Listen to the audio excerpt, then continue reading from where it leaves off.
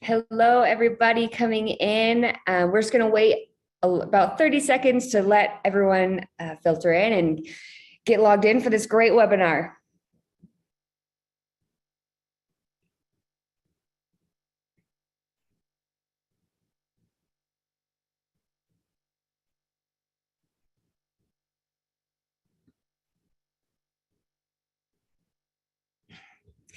All right. Well, my name is Carly.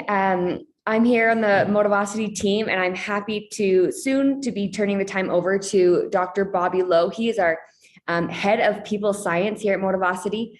This webinar is fantastic, full of amazing knowledge, research, and takeaways that you can all take to your team. So thank you all for joining us today for this webinar, Motivational Psychology, the keys to retaining your employees. With that, I'm going to just dive in and turn the time over to Dr. Bobby Lowe. Carly, it is really awesome to be here and be with everybody just to talk through what is really one of my favorite topics to talk about, and that is everything that has to do with motivational psychology. What are the things that move us? What are the behaviors? What are the things that inspire us to be our very best selves? Just to dive in and give you a little bit about my background, I'm a psychologist. I fell in love with psychology really through my sport experience. I was a pole vaulter. I ran track in high school, in college, and professionally for a couple of years. And my event was the pole vault. And really, I fell in love with psychology through my sport experience because I always, I loved watching sports, and I always looked at some of the best athletes, and I thought, man, they do something different that really helps them become better than those that are just athletic, right? They're thinking differently. They're really doing something different. And so I wanted to know what that was. So I went and started studying it, and I started meeting with psychologists, and I started really exploring what are all the pieces and what are all the elements that help people perform their best, right? That actually led me to then go and study this in the academic side, right? I graduated from college, and I went on to get a couple of graduate degrees. I finished my PhD and really tried to just study everything about performance psychology and everything about motivation and what inspires us, right? From there, I was actually able to take both my experience in the sport world and then what I had studied and parlay that into a research project that was a really great research project to be a part of.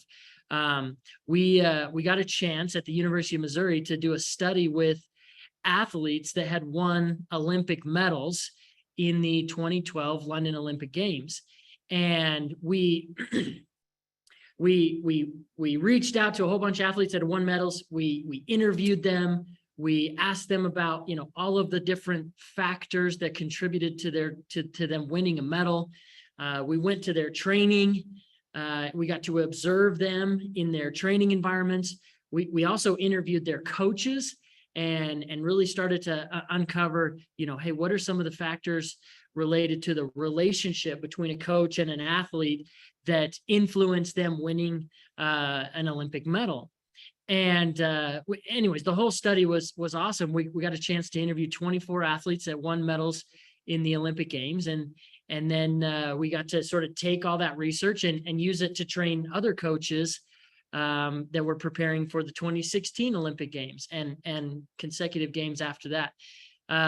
But what I wanted to, the reason I tell you this story is really just to highlight, my experience and my experience with applying psychology principles to help me be a better athlete, going in and studying it in an academic setting, and then producing and publishing research that illustrates and demonstrates, that applying these psychology principles can lead to higher performance.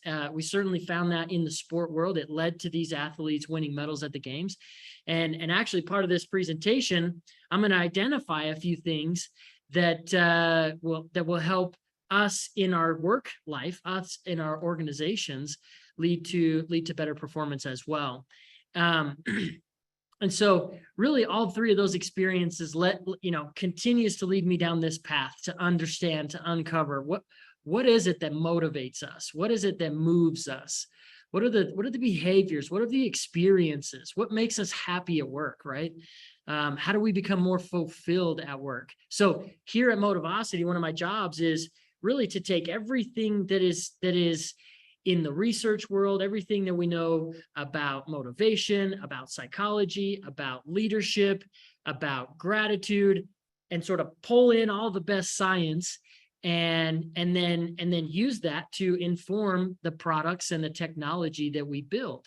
And then another part of my job is to help our teams build those technologies so that when we share those with people, we actually know that the technology and the behaviors that we're prescribing actually work. They're actually motivating us, right? So as we're going to dive in today, I want to talk about two things, and then I'm going to talk about one behavior that will really, really change your culture and impact your culture, right? So, but in order to get to that point, we're going to do a crash course in Motivation 101, right? So everybody remembers, Psychology 101. I'm sure we can all name some of the, historical weird psychologists like Freud and Skinner and, some of the history there.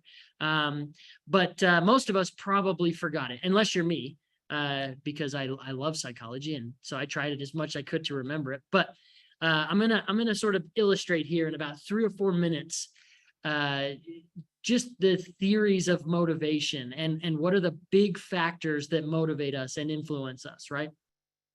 And then I'm going to talk about what happens in the brain. And then I'm going to talk about the one behavior that can really help change and motivate your teams and your people, right? So let's dive into this. The truth is, Motivation 101, it's messy. There's a lot of pieces. It's really complex. So I'm going to try and just, simplify it and bring it down, in an organized fashion here. So let's dive in. So I first want to highlight there are hundreds and hundreds of behaviors that are motivating behaviors that influence us every day. They nudge us in one direction or another direction.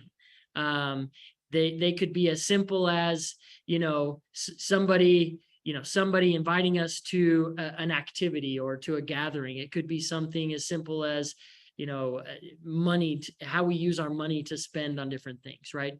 It could be something as simple as, somebody smiling or waving at us, right? But anyways, there's hundreds and hundreds of these behaviors that nudge us and move us in little ways. And these little behaviors really build into what I'll call our 5 core motivators.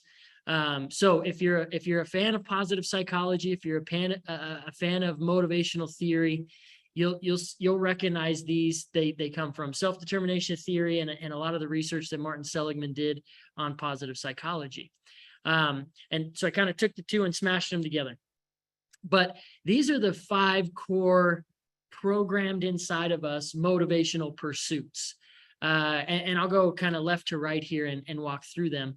But first, I want to just talk about autonomy, right? So it's programmed in us to want to have some control over our lives, over our environment. So what this looks like is making decisions about how we work, when we work, where to work from.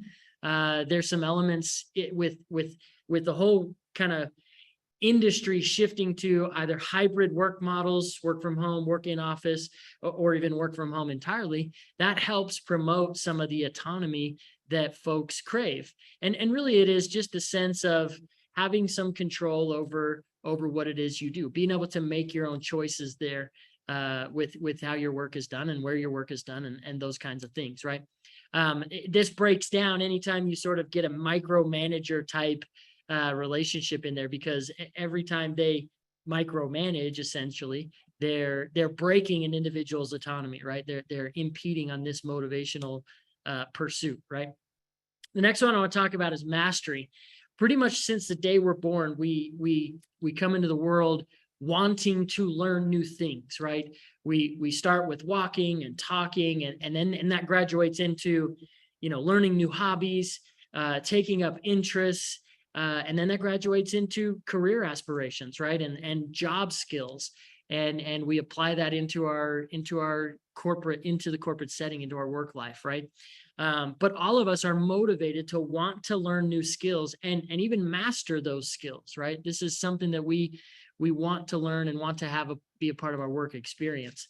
The third thing is a really, really critical piece, and this is just the relationship. So one of our core motivational pursuits is the desire to bond with other people and want to build strong, positive relationships with other people. In the workplace, this starts with your manager, and we know how important that relationship is. And then this extends into your peers that are on your same team, peers that are on different teams. And we're all programmed to want to develop those positive relationships in the workplace there. The next piece I'll talk about here just for a quick second is meaning. All of us have a motivational pursuit inside of us to want to contribute to something bigger than ourselves. This can be reflected in a couple of ways. This could be, if you're in the healthcare profession and you're a nurse or a clinician, and you're helping people recover from surgeries or injuries or get healthy, a lot of those healthcare providers find meaning in just that experience of helping other people, right? You could also find it for me here at Motivosity, because we're a company that builds technology to promote gratitude and connectedness and motivate employees.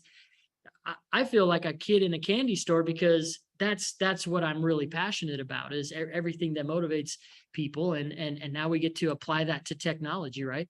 For others, they find this meaning in sort of, it could be charitable activities, charitable donations, or contributing to underserved communities through donations or service projects or activities in that regard. That's how some folks find their meaning there. And then the last piece I'll highlight here is this desire to experience achievement. We love it when we achieve new things, when we accomplish tasks, when we achieve, when we win a game, or we learn a new skill or complete a project. That sense of that desire to want to experience that achievement is programmed in us, and it's really inspiring and motivating. All 5 of these factors are built in us. They're innate in us. Some more predominant than others, but for the most part, this is pretty universal. And then what that leads to is really 2 core experiences that I want to talk about. So the first experience is as we demonstrate these behaviors and we pursue these motivational pursuits, if we're checking all those boxes, we should experience a wealth of positive emotions: joy, satisfaction, contentment, you name it, anything that is sort of on that positive emotion spectrum, that we love experiencing that, and it's healthy to us, it's beneficial to us. And then the second piece is what I'll call engagement. The psychology world calls this flow, or the flow state, but really it's being challenged. It's the combination of being challenged and really, really focused on your work or in your job, right? So some of you may have experienced this when, if you're like me, it's whenever I'm in Excel and I'm crunching data and crunching numbers. I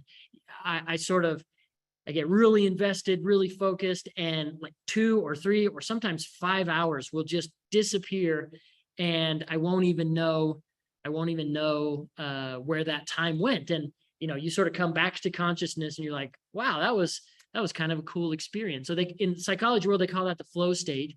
In the workplace, that's what engagement is. It's really being fully invested in what your job is and what you're trying to do and what you're trying to accomplish. That's a positive experience that we like to have. And then the last layer here is really just this optimal experience, right? Maslow calls this self-actualization, but essentially it's just this optimal experience. Are we having these behaviors that are sort of checking the boxes on these motivational pursuits, which is creating these positive experiences for us, which is opening the door for us to flourish, as you know, Martin Seligman calls it, the flourishing experience. So now that we've all had like a crash course in Motivation 101, I want to talk about really what happens in the brain when we experience these two things. One of my colleagues here at Motivosity, he describes this, you know, as I talk about the neuroscience of motivation, he simply just describes this as fireworks going off in your brain. But really at its simplest form, like that's what's happening. Your brain is just lighting up with all of these positive neurochemicals. Every time you achieve something, every time you experience, you know, a bonded relationship, every time you experience contributing to something bigger than yourself, right? Our brain just lights up. Dopamine, oxytocin, serotonin, endorphins. These are all the positive neurochemicals that flow through the brain. They create a really, really cool acronym that spells out the word dose. So I like to call this, you know, anytime you're checking those motivational boxes, you're getting a dose of happiness in the brain. So that's what happens in the brain when we're checking some of these boxes from a neuroscience standpoint. And so really, I want to sort of sum it up with this. Anytime we you know, achieve something or demonstrate a particular behavior, the neurochemicals in our brain sort of inspire us to want to do them again, right?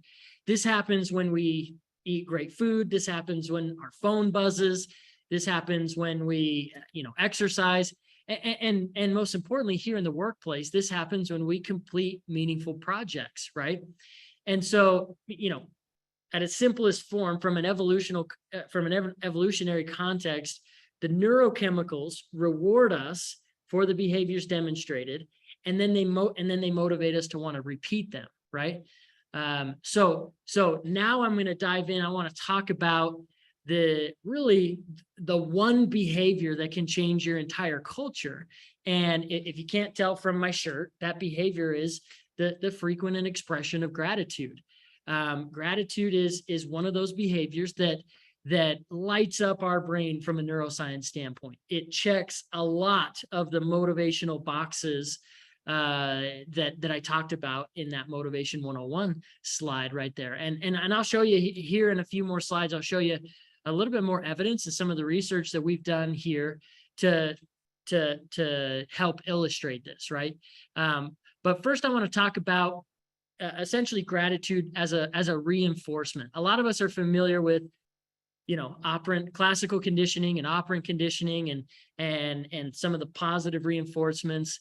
But let me show you how gratitude, I just want to illustrate for a second how gratitude becomes one of those positive reinforcements, right? And I'm not just talking about, you know, a simple expression of thank you. I'm talking about a little bit deeper, a little bit more meaningful expressions of gratitude where you're really saying thank you to somebody for something. It could be a project completed, could be great teamwork, it could be any of those things, right? So the cycle sort of gets started by a project getting completed, right? So that's a catalyst that opens the door for gratitude to be expressed. And then as peers, as colleagues, as leaders, and as executives, as we come in and share gratitude when that project is completed or when that person demonstrated a behavior that we like them demonstrating, we reinforce that behavior with the gratitude. And then again, the dose hits the brain, right? The fireworks go off in the brain. And because we like those positive neurochemicals, we associate the positive benefits of the neurochemicals to the behavior that was demonstrated, and that inspires us to want to repeat the behavior, right? So you create this sort of cyclical behavior loop that conditions us to want to demonstrate, you know, great work and then repeat that demonstrated great work because we love the recognition, the appreciation, the gratitude that flows from that, right? So I just wanted to illustrate here how that gratitude sort of reinforces that. Now I'm going to show you some of the research that we've done here at Motivosity with some of our internal research team here to help sort of validate and share some of the data and some of the findings that we've had with you here. But first, I want to ask this question. So I want to ask the question, money. I want to ask if you agree with this statement. If you agree or disagree with the statement that money can't buy you happiness. So Carly's going to throw up a poll here. Some of you already see that there, but go ahead and just sort of enter in here. If you agree with this statement, if you disagree with this statement, if you're sort of in between sometimes, or if you have no opinion at all. We'll let that roll for a few more seconds here. Looks like about half of the folks so far have participated and contributed their responses here. All right, let's go ahead and dive through these results here. Carly, just quick, can people see these results? Okay, everybody can see these results. So I'm going to just sort of walk through them kind of one by one. It looks like there's a good amount, 21%, that agree with this statement that money can't buy you happiness. And then it looks like the rest of the group is pretty much in this I disagree, or it kind of depends, right? Sometimes. This group must be my country music fans. You guys must like Chris Jansen's song, Money Can't Buy You Happiness, but it can buy you a boat, it can buy you a truck, it can buy you all the fishing gear that goes along with what then creates experiences that generate happiness. There is some truth to that. But I wanted to ask this question mostly just to get a sense of where everybody's at.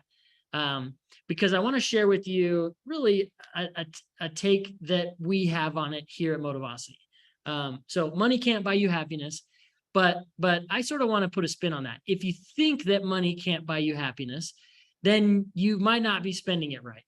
And so I'm going to show you a little bit about some of the research we did here at Motivosity to show you how really spending money can motivate you or make you happy. It can buy you happiness, right? So let's dive in. So we did a study really over the last 5 years. It consisted of 250 organizations, about 100, just a little over 100,000 participants.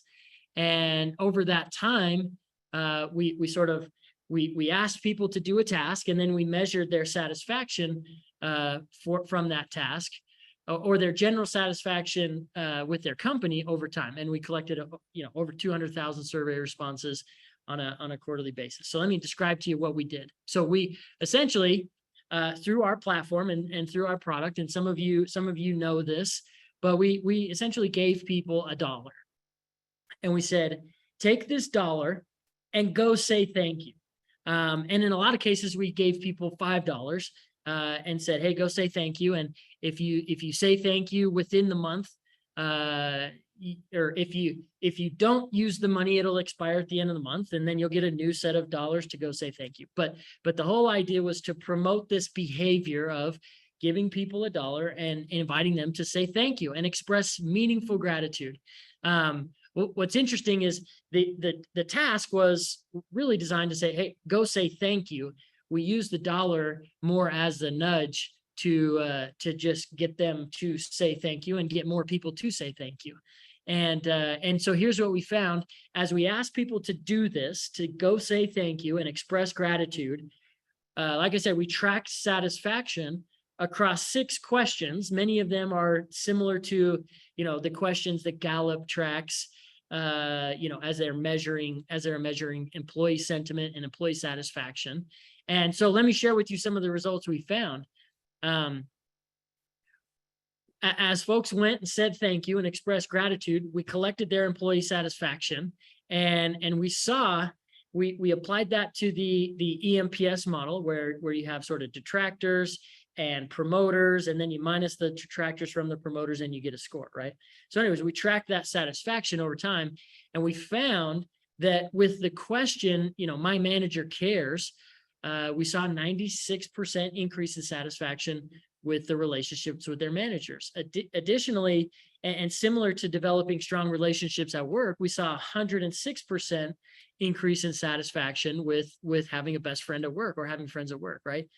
And then these other two I thought were really, really interesting. We saw 134% increase in satisfaction with people reporting that they're willing to stay at the company, right? So this is a really strong retention metric. This is a really strong indicator of, do people like your culture? Do they like what's happening? And are they willing to stay at your company and continue to work with you, right? So that's a really strong retention metric there.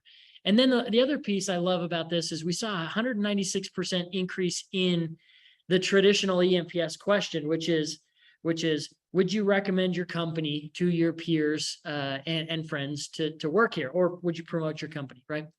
And we saw a pretty significant increase in satisfaction there. Really, in its simplest form, what is this saying? Well, it's saying that gratitude builds connectedness, right? The gratitude that gets expressed from a frequent and consistent basis is building strong relationships inside of an organization, right? It's creating meaningful relationships. It's creating loyalty and retention. It's causing people to say, hey, I'm willing to stay here because of the gratitude, because of the relationships. And then additionally, this last piece, right, it's essentially saying, hey, I want to invite everybody else to come and be a part of the party, to come work here, or to come be a customer here, or whatever it is, right?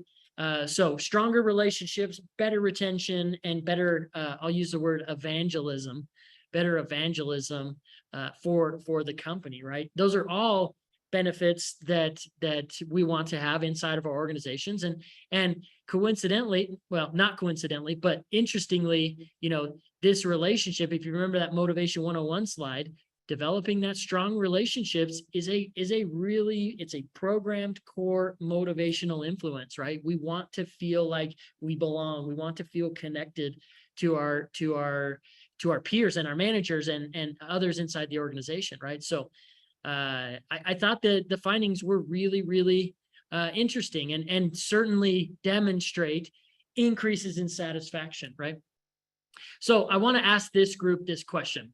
Hopefully everybody answers this question with the response A, but I want to ask the question: have you been recognized and or thanked by your boss in the last week? This is a common question that Gallup and other research firms use to measure. It's an element of employee satisfaction, right? Have you been recognized? Have you been thanked by a boss recently? We know that frequent and consistent recognition does inspire us. It does motivate us, right? And so I want to find out from this group.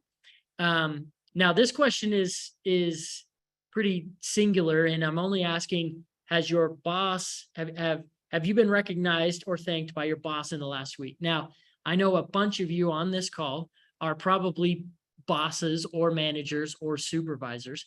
The one thing I want to put a plug into your brain here is: have you recognized your team members in the last week, right? So simple, just as important as it is for our managers to recognize us, it's important for you to recognize your direct reports because they're thinking the same thing that this question is asking, right? So let's walk through the results here. Looks like most people have responded. A good almost 40% have yes, definitely have been recognized this week, right? But then there's a good 50% or 52% that have said, no, I have not been recognized this week. And then about 9-10% here, folks have said, I can't even remember the last time that I heard a thank you. Well, that's the good news is that's always the lowest. When we ask this question, that one comes in the lowest all the time. But unfortunately, it still gets some results, some people saying this. And actually here at Motivosity, that actually just breaks our heart, right? It breaks our heart, one, because we are all about gratitude. We're all about saying thank you. We're all about recognizing folks for the good work that they're doing.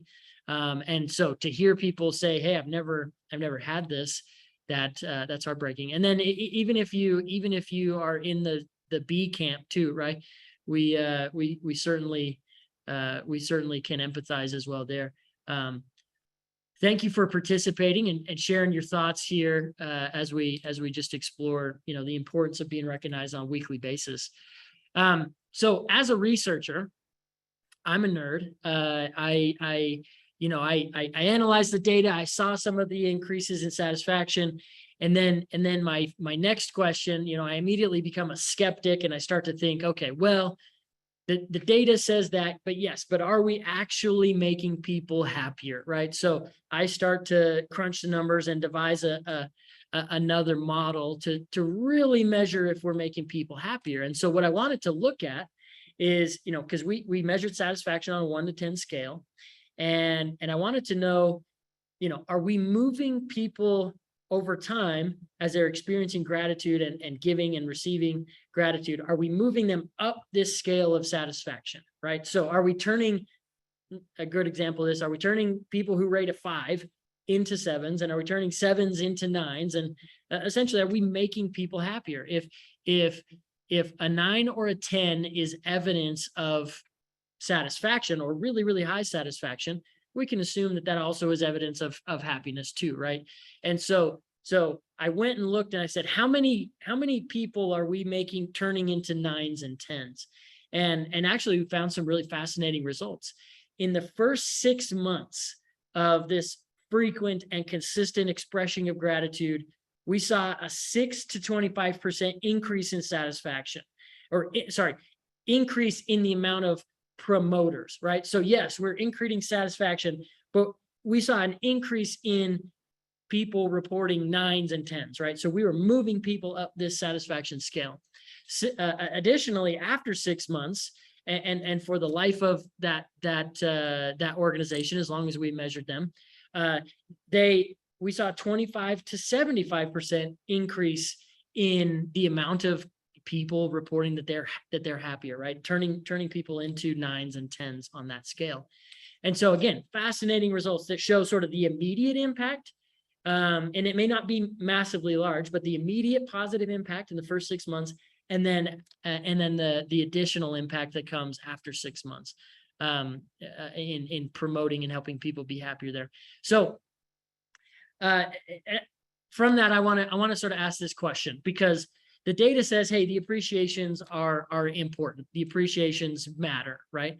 I'm a little bit curious, because I'm a researcher, and I'm a little bit curious, which appreciations matter the most to you? So from this group, which appreciations matter the most? So as you go out, let's say appreciation is just flooding through your organization, and everybody's cheering each other on, and everybody's saying thank you, and you have peers from your same team, you have peers from a different team, you obviously have your supervisor or your direct manager, and then you have kind of the senior executive leadership team, right? CEO, COO, or any sort of VPs or EVPs, you name it. But which of those to you has the most meaningful impact? Which essentially is, when you receive one of these appreciations, which is the one that says, I'm going to go run through a wall for that person because of what they said and how meaningful that was, and where that came from, right? Okay, so it looks like the data's in. It looks like most folks have responded here, and it looks like the executive leadership team, so more than half of you said that is the most impactful or most meaningful appreciation. Then a manager was a little bit less. A peer from a different team was about 18%, and then a peer from your same team was about 11%. So from this group, we see that the executive level is kind of the most meaningful there, which actually, again, a little nudge. If you are an executive, and if you are on that senior leadership team, and you are one that sees this data, I hopefully that's encouraging you or prompting you to then go and say thank you, and say thank you more often to your team and to your people that are part of your team. Similarly, if you're a manager, right? But I kind of want to highlight a couple of this. Typically, your responses actually don't fall outside of what I normally see, and really, so I kind of want to describe that. the peer-to-peer, whether it's your same team or a different team, is really, really important. But because it happens often and probably most frequently, we tend to take it a little bit for granted. But I would say that still carries a significant amount of importance to us as we go throughout our day-to-day projects. These are the people we work the closest with, and so forth. What's really interesting about the manager and the executive response is typically when people respond here, and why this appreciation is the most meaningful, is this sends a really strong message to the employee that one, the leadership and the manager, they see you. Two, they care about you. And three, what you're doing is having an impact on the business, right? It's having an impact on whether it was a project completed or just driving the mission that the company is trying to drive. And so that's why those become more meaningful to us, is because it helps us connect to the impact that we're having on the business. And it's a good bonding relationship builder, right? It sends a message of we care about you, right? So thank you for participating, sharing your thoughts here. I want to share just a couple more data points here on gratitude, right? Especially as gratitude is connected to productivity in the workplace, right? Productivity increases by more than 50% when an employee receives a thank you from the supervisor.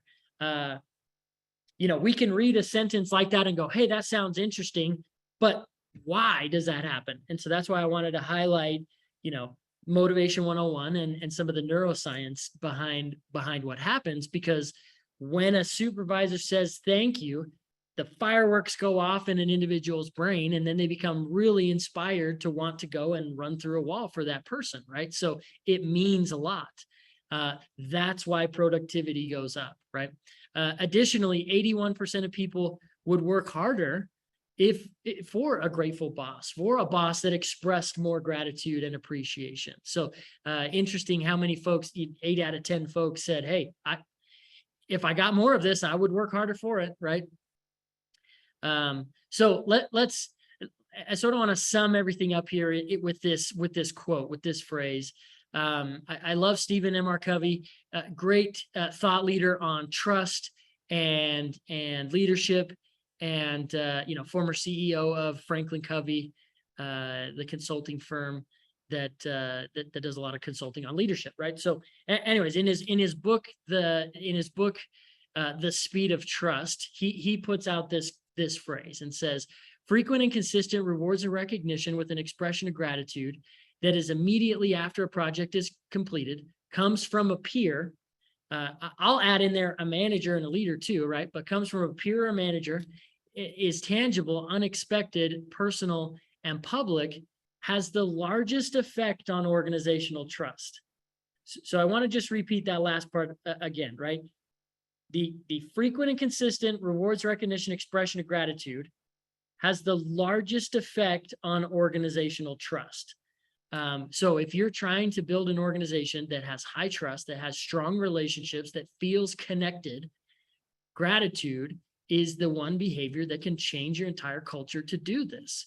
And there's lots of more research that I'm going to show you to help support this, right? So we've established gratitude, largest contributor building trust. We know that trust is the single largest contributor to performance of any team. I see this over and over and over in the workplace. The best high performing functioning teams will always score very, very high on trust. You go into the sport domain. Similarly, the teams that win championships aren't always the very best. They don't always have the very best roster. They don't always have the best players.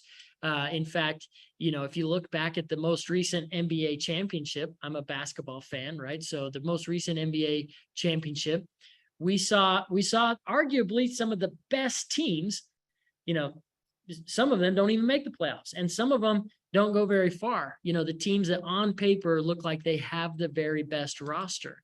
Well, what usually happens is they don't have high trust on their team. They don't have what in the sport world we call chemistry. And typically the team that wins the championship is the team that can demonstrate or has that high trust. So I'll share this one data point from with you here. A great study came from Willis Towers Watson, where they measured trust inside of an organization, and then they tracked shareholder returns, right? So these were publicly traded companies that they were able to track how their stock performance trended, right? And they found some really fascinating things. Organizations that have really, really high trust saw significantly higher returns to the shareholders, significantly higher outcomes to the business. So I want to sort of just highlight that. I also want to demonstrate, I want to share, if you're not exhausted with all the data that I've already shared with you, here's more data. More energy, increased productivity, more engagement, higher satisfaction, reductions in stress, less fewer sick days, less burnout. So high trust leads to less burnout. So I want to sort of wrap it up with this statement. Gratitude builds trust. Trust elicits or evokes performance. Performance then drives outcomes inside of your business. So if you want to get better outcomes, let's go all the way to the one behavior that checks a lot of those motivational boxes, those motivational pursuit boxes. Gratitude builds trust, elicits performance, and drives outcomes. So I just sort of want to hammer that home here. I want to share just one. Whenever I present, I get into this conversation all the time. The question comes up: hey, does this influence mental health? Short answer is yes. The longer answer is reverting back to that neuroscience conversation, right? As the positive neurochemicals flow through the brain, they act as an antidote to the negative neurochemicals, most commonly known cortisol, right? The negative neurochemicals, and that causes us to have better and stronger mental health, right?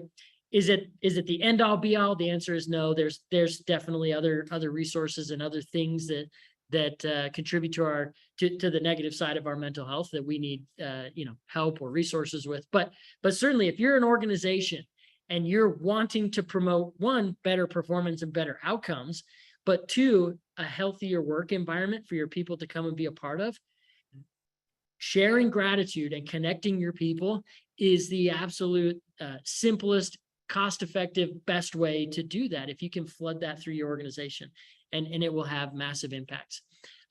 We did, as part of some of the same research we did with one poll, we found that 3 out of 4 people told us that their mental health would likely improve if they received more appreciation and more recognition, right? So if they experienced that gratitude and appreciation event more often, that would have a positive effect on their mental health. So my last poll question here: are you guys doing enough? Is your organization, do you think your company is doing enough for employee mental health? A, if the answer is yes. B, if the answer is not even close. C, if you're sort of in between, right? Kind of hard to tell. We're doing some things, we're not doing, but we're definitely not there yet. So as we let some of the numbers come in here, what's really interesting is that this conversation is becoming a more predominant and global conversation, and it's impacting, you rewind kind of 10, 20, 30 years ago, and you would have the prevailing thought would be mental health is something you do outside of work. That's something that you don't do here at work, right? But we're finding more and more as we're getting more and more comfortable talking about it, exploring it, understanding it, it's coming more and more into the workplace, right? And definitely the workplace can be a place where you can help people be happier, help people have better mental health. Some of the organizations, I see a couple of responses that have come through. 7% said, yes, we're doing enough. The good news is you're probably the bleeding edge. You're probably the leaders in this, in some of these initiatives. If you're in the no, not even close camp, we got some work to do, right? We got to start to deploy some programs or some initiatives or some things to try and help there. And then it's good to see about half of you are kind of in this, it's hard to tell, in between space. We're doing something, maybe not everything, but what is fun to watch whenever I ask this question is we are trending in the right direction. Companies are doing more and more in terms of helping their employees be happier here. So let me sort of wrap up with this. And then I'll share two more thoughts, right? So maybe that's not a full wrap up, but communities, the evidence is the communities that express gratitude frequently see increases in satisfaction, increases in productivity, increases in engagement and happiness, right? The gratitude, you could say the gratitude is the glue that connects us together, right? It helps us feel like we are bonded together, right? So I wanted to share that thought with you. And then I want to tie this back to, because I haven't forgot about the Olympic research that we did, right? So one of the funnest, largest findings that we found as we interviewed these athletes and interviewed their coaches and then interviewed them together, one of the things we found was that, one, they had built strong relationships of trust between each other. And how that got built was on the foundation of frequent and consistent expressions of gratitude. Really, anytime training was done, anytime, one did something for another, and then additionally, anytime an achievement was won, right? So anytime there was a celebration of achievement together, all of this contributed to them winning. To then winning the Olympic medals, right? It was really interesting. I remember, I won't say his name, but he was formerly a world record holder, held the title of best athlete in the world. And typically in the track and field world, that is the winner of the decathlon and their coaches. So without saying a name, if you go back a couple of years and look at who won the decathlon in 2012, you'll now know who I'm talking about. But when we asked them these questions and we said, hey, we showed a picture of the athlete and the coach showing them embracing. And one was wearing an American flag and they just won the gold medal and they were embracing. And we showed them that picture. We said, what is happening here? And both of them immediately said, oh, we are expressing gratitude. This was a moment where an achievement was accomplished, where the two parties just sort of embraced and shared gratitude for each other, which I just thought that was a really, really powerful experience and moment to see, right? But so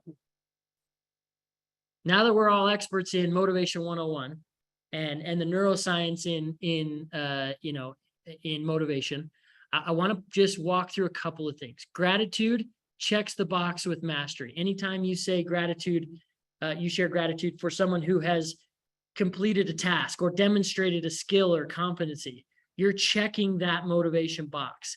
Anytime you express gratitude, you're building the relationships, right? You're checking that motivation box. Anytime you express gratitude for a project completed or an achievement, you're checking that motivational box. And then without question, anytime we both give gratitude and receive gratitude, a flood of positive emotions happens inside of us, right? So I just wanted to highlight that gratitude is a tool that checks a lot of boxes. And so as organizations, we have an awesome opportunity here to align our people initiatives and everything we're trying to do with building culture with core motivators. And if we can do that and do that well, the data tells us that people will stay longer at our company. They'll be more engaged. They'll be more productive. And so that's the goal, right? We need to align our people initiatives with our core motivators, and gratitude is the tool that can really, really help us to do that. So with that, I'll wrap up. And Carly, I think we have a few minutes here to take a couple of questions that I will sort of let you lead the way on.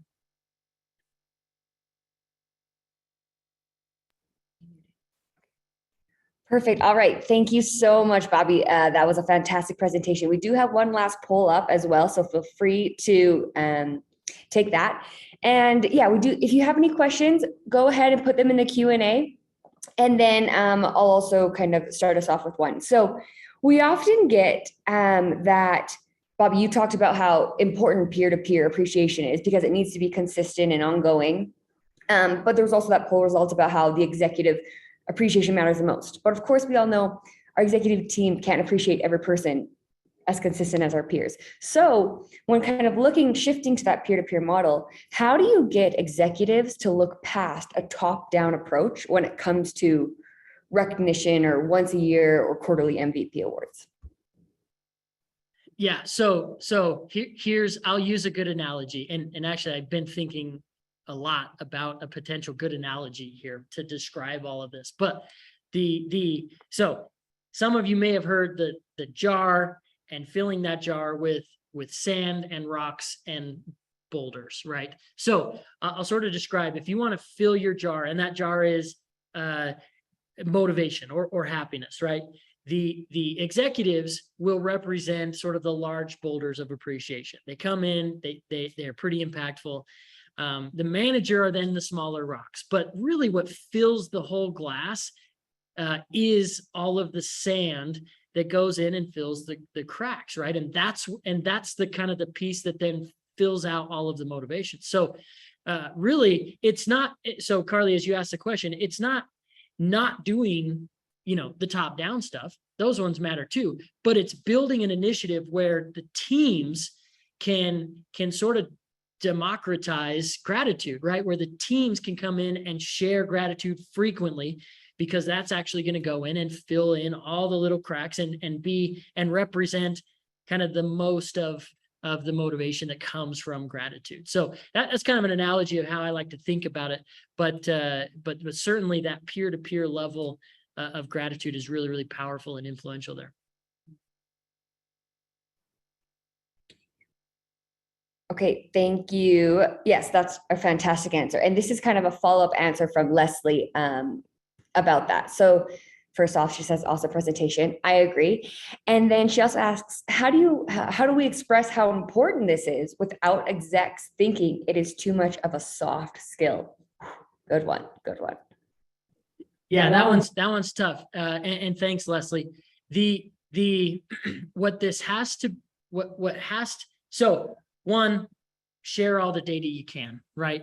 Share how this impacts productivity, tie it to performance, share how this benefits financial outcomes, right? Show how this benefits financial outcomes. But one thing I tell leaders is you can't just see this as a soft skill. You have to see this as a motivating influence, right? So there's other things that motivate us too. And a lot of leaders believe that your paycheck, right, should be a motivator. And it is to an extent, right? It is a motivator.